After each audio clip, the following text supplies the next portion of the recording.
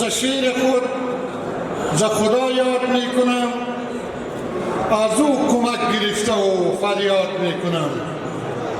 به درود بر محمد و اولاد می کنم، یاران رفته را ز دعا شاد می کنم. از مهربانی های یکی تاجر وطن 60 جفت را عروسی و داماد می کنم. همه با هم دعا کنیم حالا که خدایا به حاج بسم الله آرزوهای او برآورده عمر بسیار طالی بالا، کاروان سخاوت ایشان به فقیر و غریب و با ملا شامل آرد و روغن است و برین پول نقدی و دارو و کالا. عروسی های اوست دست جمی به پسران دختران گل والا. همه بادا قرین خوشبختی خانه هر کدامشان ویلا.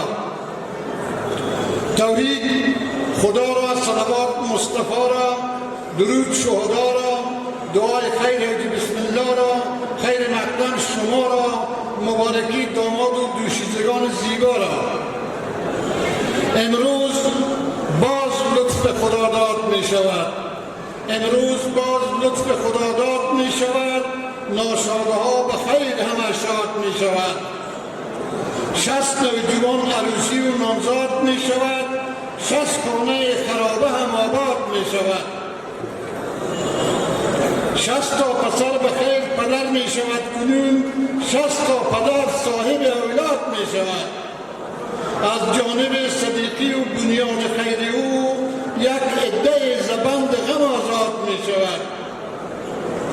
امروز سای مرحمت آن بزرگوار تالار پرز حضرت داماد می شود. همچون گذشته باز از این خرمن ثواب الطاف و مهربانی و امداد می شود. از مکتب صنایع این تاجر بزرگ شاگردها زیاد که استاد می شود. تعمیر می شود دل بشکستگان زیاد، شیرینه ها قبال فرهاد می شود.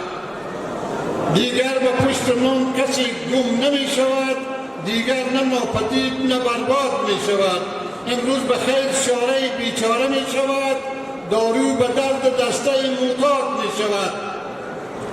پس کوچه های شهر حیره پارک می شود، هر جاده مثل جاده بیزاد می شود. امروز اگر 60 عروسی بپا شده، فردا به خیر عروسی 70 می شود. گویند شب زفاف شب پادشاهی است، آن شب تولد و میلاد می شود. باور کنید این همه یاری رسانه ها سرسبز همچو شاخه شمشاد می شود. جایی که ازدواج رواج و طلاق نیست، آنجا بدون ناله و فریاد می شود. از بس که شیر یاغی شکر آفرین شده، شهر حیره دکه قنات می شود. سپاس.